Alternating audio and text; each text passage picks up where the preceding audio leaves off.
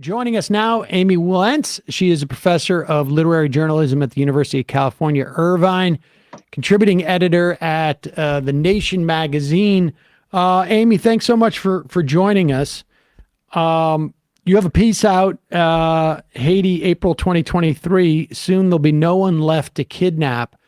This latest iteration of tragedy in Haiti, and really, obviously, the relationship between this country and Haiti and colonialism, a colonialism that and slavery that really had Haiti paying off France. People, just important to remind people, I think it was in the past decade, or certainly decades, where a huge portion of Haiti's GDP was dedicated to paying off France, essentially, for their loss of slave labor there over a century ago. But the latest round was precipitated by what?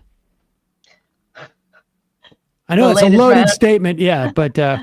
Whoa, we really went from deep history to this, but yes, you're absolutely right. It's all part of the spectrum of abuse that's been heaped on Haiti that has led us to this situation now. But the most recent situation, and it's been going on really since the earthquake of 2010, which was so devastating, and maybe as many as 250,000 people were killed in that earthquake, which struck right at the heart of the capital city, which, as you can imagine, is overpopulated.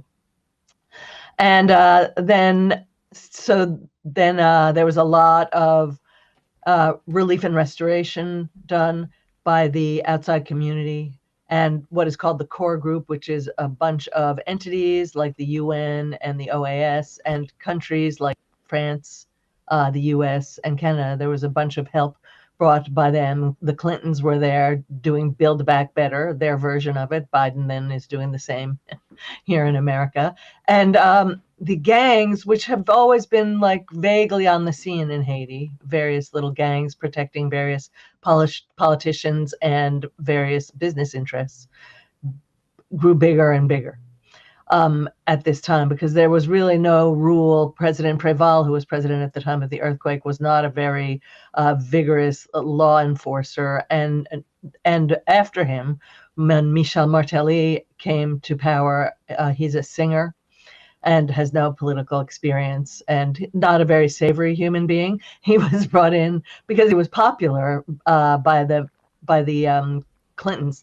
She was Secretary of State, Hillary, and she supported him. And then they went on to continue giving American support to his followers, who all participated in this kind of gangland business, very corrupt leadership, totally uninterested in the people of Haiti, but very interested in finding the sources of wealth which exist in Haiti to exploit and use without helping the Haitian people. In order to gain territory, the gangs were very violent. So there would be a gang at the port and a gang on the highway, and then they sort of grew.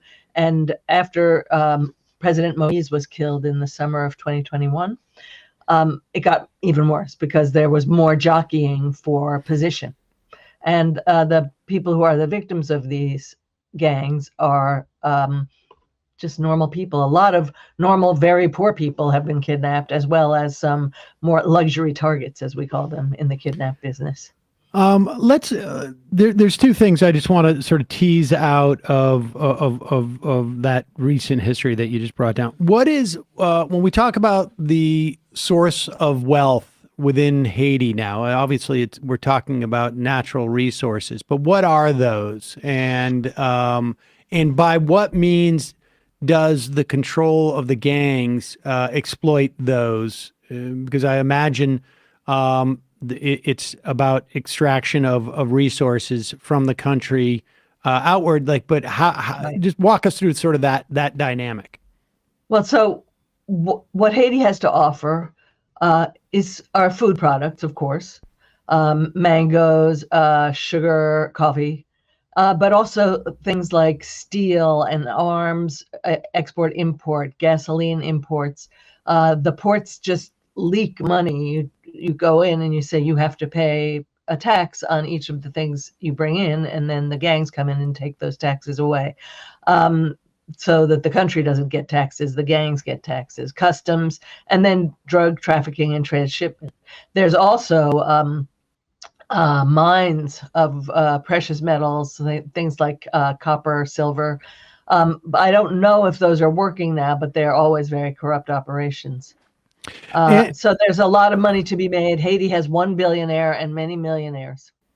And when you talk about the support that the U.S. gave for any given, I guess, presidency right now, they're been supportive of Ariel Henry, who is the current president. But what is the value? How does what is the value of American support? How does that translate on the ground? I mean, in terms of edifying their any given entity's power? Well, Haitians hate it when I say this, but it's still nonetheless true, and most of them will acknowledge it. The American finger on the scale is everything. So the country has huge power in Haiti politically, and they have continued to support Ariel Henry, who is not a constitutionally elected president. He was never elected. He came into power. He had been appointed by Moise, and then Moise was killed. He had never even taken office. And then the U.S. was choosing between two people, and they put the finger on the scale for Ariel Henry and have never taken it off. So all while this violence is going on in Haiti under Ariel Henry's administration, if you can even call it with that name, the Americans have been supporting him and not helping to stop the chaos. But I guess what I'm asking is, I mean, the metaphor, finger on the scales, what does it simply having the imprimatur of the support of the State Department make that person more popular, like amongst the people, or is it that the moneyed interests will line up behind him because they know more like it. Okay, I mean that's what I'm trying to tease out here is exactly non-metaphorically speaking. Right. What is it? What is the how does that maintain power in Haiti? These are really good questions. I mean, I know it does, and you're making me think about why it does. And the reason why is if the State Department visibly, openly, and it is, supports Ariel Henry, then he has continuity in power. And when he has continuity in power, that means they can trust that the business interests can trust that his negligence and inattention to corruption and to their behaviors will continue, and they can go on splitting up the country as they wish, and he's not going to step in and really try to do anything. I happen to have a lot of pity for him because even I don't know him, but even if he were a good man, the situation in which he's in is very dangerous and possibly impossible for him to do the right thing because he has so many gangs operating in the country now. So just to just like button that up, like it is both that it's a signal to the business community that they're not going to have any problems in terms of like exporting or extracting resources and doing business with the United States, obviously the biggest trade partner, or bringing in guns and ammunition.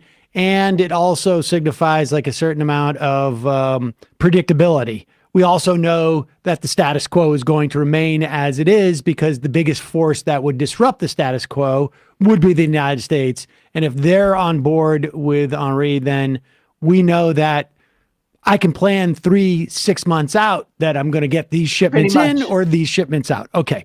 All right.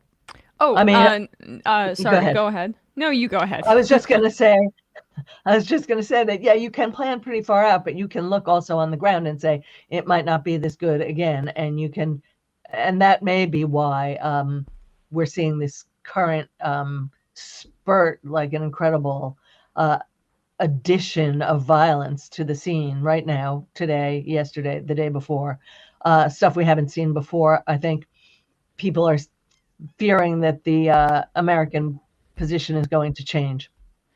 I feel that in the air. I'm not sure it's true. Yeah. Can you expand a little bit more on the role or lack thereof of police in Haiti? Because seemingly they're completely neutered. And I'm just wondering how that came to pass. Well, first of all, some of the gang leaders and people in the gangs are former police officers. Police officers it's a great job to have in Haiti, but sometimes you just don't get paid. But, it's one of the few paying government jobs in Haiti. So you want that job. And then when you don't get paid and you look at the gangs and see all the money they're making. So there's a connection between the cops and the criminals, as the Rolling Stones would say. And so when 2 years ago, the cops tried to go into a place called Village de Dieu, meaning Village of God, which is a big shanty town near the water. And they went in and they were all killed. They went in armored cars, I believe, not tanks. And they were outgunned, outmanned. They were surprised. They were guerrilla warfared. And they were all killed very, very brutally, of course, on video. And that sort of, I think, stopped them in their tracks. And since then, they've been effectively neutered, but now recently more, and I think it's with American or Canadian kind of quiet support and tactical mentoring, they've been doing some actions. They went in and they broke up an entire cell up in an area called La Boule that overlooks the city, a wealthy area, and they extrajudicially executed a lot of supposed gang members up there and broke the back of the gang up there. That's partly why we're seeing so much violence in the past couple of days. The gangs are trying to respond. But now, because of all the difficulties that the police have and the fact that there is no Haitian army anymore, the population is rising. And when the population rises in Haiti, your AK-15 doesn't really do you that much good. Can you expand on that notion of population? We should say your piece outlines what has been going on in terms of I mean, it's in the title. Soon there's going to be no one left to kidnap. They have kidnapped their government leaders. They have kidnapped doctors and entertainers, and are moving further up, moving into neighborhoods that they otherwise in the past had not entered into, right. Because maybe those places had private security, or because those places, because they were so wealthy and removed, they were less accessible, or they were less accessible because they had closer relationships to the central government, and there would be more implications. All of that seems to be, it's all bets are off now. But what do you mean by the population rising? Walk us through how that works and how that maybe triggers what you call Joe Biden's lack of policy, of no policy in Haiti that may change things. Well, so what happened 2 days ago, I believe, is as a sort of revenge for that, the cops breaking up that group up on the hill. A busload of armed young men was coming into further down, but still another wealthy neighborhood further down the hill. And apparently, or so the government claims, a police drone, which I have never heard of Haiti having ever in the past. So that's another reason to suspect some outside involvement and support. A police drone saw this happen. The bus was napped, hijacked, and the guys got on, and they were coming down into this neighborhood, and someone alerted the people and the police. So 2 policemen stopped the bus and made the guys get out. And when the guys got out, the population ran after them, chased them, knocked them down, beat them up, threw tires on them. A little guy came into the video screen carrying a jerry can of gasoline. He spilled it all over them. They were sort of semi-conscious, or some of them were probably dead already, but not all of them. And they lit them on fire, and they killed 13 or 14 people. But the cops didn't do it. The cops were standing there with guns, and they didn't do it. And so is this the type of thing that would like increase the involvement of the U.S. and let's like start to turn to well, there's two elements of this, and we should probably address this before we get to that. About sometime in the past 6 months, I can't remember the timing now. Biden, along with sort of other provisions that may have made border crossings more difficult for people coming through Mexico and presumably from Central America, but also from other places, more difficult. He also expanded the category of temporary protected status for Venezuelans, Cubans, one more other destination, and Haitians. And that, because of the nature of what it would take to get a visa, and you're basically creating a brain drain, as it were, or the resources that are involved in coming through in that way are greater than they would be if you're crossing the border. Talk about the implications of that, because that seems to have like a self-fulfilling, or I should say almost like a feedback loop, I guess. Well, I totally agree. It's people with passports who can get out of the country on the new Biden policy, if you could call it that. So if you have a passport and if you have someone in the States who will vouch for you and make an application, it's a little bit of a heavy process, but not really. So you have to have contacts outside of Haiti, which many people do, but certainly not everybody in the shanty towns. And you're more likely to be, and this is who's leaving, a doctor, a lawyer, a nurse, or a gang member, or a policeman. That's right. Who's leaving Haiti. And so it is exactly a brain drain. It's very, it looks like a good policy. I like it because maybe we can get some of my friends out who might otherwise not be able to get out. But I think it's very dangerous for Haiti. It's like, let's take the leadership out, and many of the leaders have already been killed. A lot of young activists have been killed. Young journalists have been killed. The future of Haiti has effectively been killed. Many nurses, some doctors. It's scary. And then when you let them out so that they won't die, you never know if they'll go back.